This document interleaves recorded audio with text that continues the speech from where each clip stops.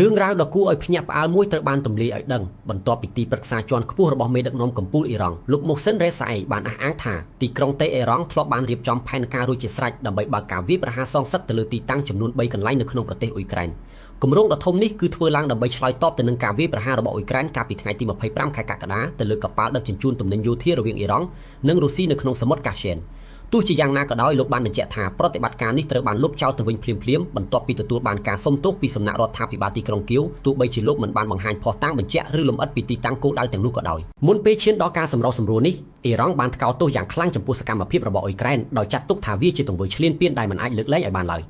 ចំណែកឯស្ថាប័នសន្តិសុខអ៊ុយក្រែនក៏បានចេញមុខការពារខ្លួនដោយអះអាងថាកប៉ាល់មួយគ្រឿងនោះកំពុងតែធ្វើសកម្មភាពលួចលាក់ដើម្បីគេចវេះពីទណ្ឌកម្មអន្តរជាតិភាពតានតឹងហាក់បានធូរស្រាលទៅវិញបន្ទាប់ពីរដ្ឋមន្ត្រីការបរទេសស្ដីទីអ៊ុយក្រែនលោក Andrei Sybiha បានជជែកទូរស័ព្ទដោយផ្ទាល់ជាមួយរដ្ឋមន្ត្រីការបរទេសអ៊ីរ៉ង់កាលពីថ្ងៃទី28ខែកក្កដា